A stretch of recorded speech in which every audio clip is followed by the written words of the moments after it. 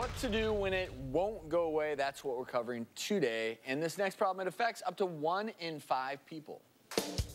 My name is Brenda, and I've had it ringing in my ears for about 1.5 years now, and I've had no relief. My doctors tell me there's not much I can do, and it's so aggravating. Please, is there anything out there that will help me? Thank you, doctors. Really can be a debilitating problem. So let's give you an idea what many tinnitus sufferers like Brenda are dealing with.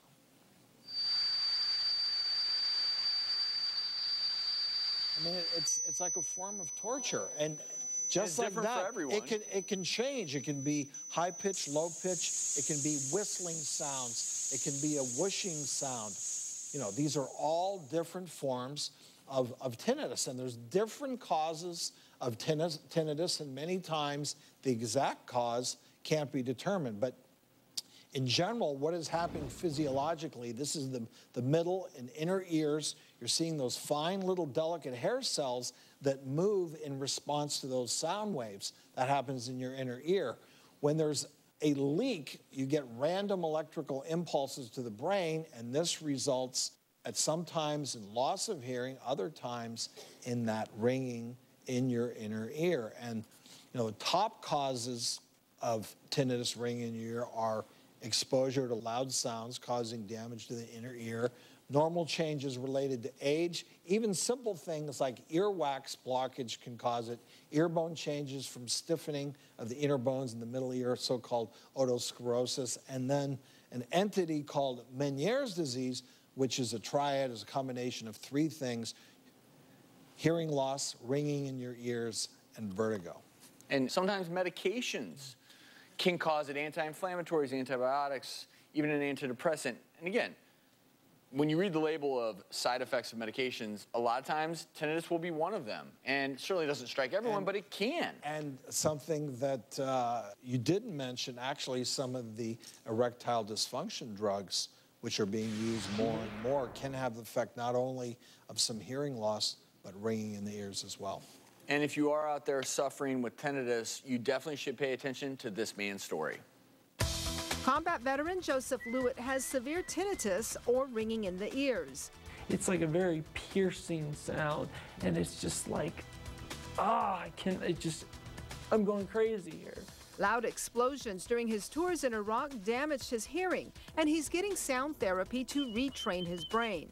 Not only to help with the ringing, but the anxiety that goes with it. It's kind of frightening because you could think something's really wrong with you.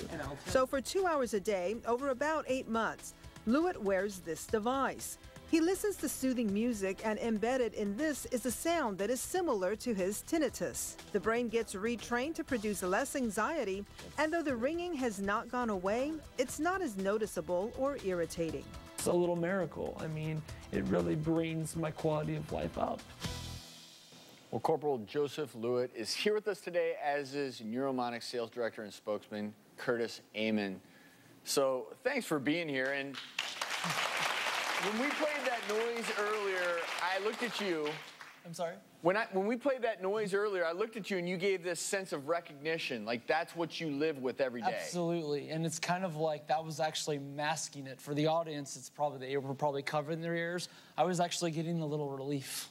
So you still have that ringing in your ears. Is it both ears? It's actually more on my right ear, but yes, both ears, from loud explosions from IEDs in Iraq. I mean, that's exactly, in your case, you were in Iraq with the military, very close to an explosion, and since I was hit by an IED. You were hit? Yes. So as a result of that explosion, did you lose hearing in your ears as well? I do have some minor hearing loss, but the tinnitus is just what's terrible. I mean, where it's the worst is in quiet places, like, you know, in hotel rooms, in your car, if you're not listening to the radio, that's when it's, you know, the worst.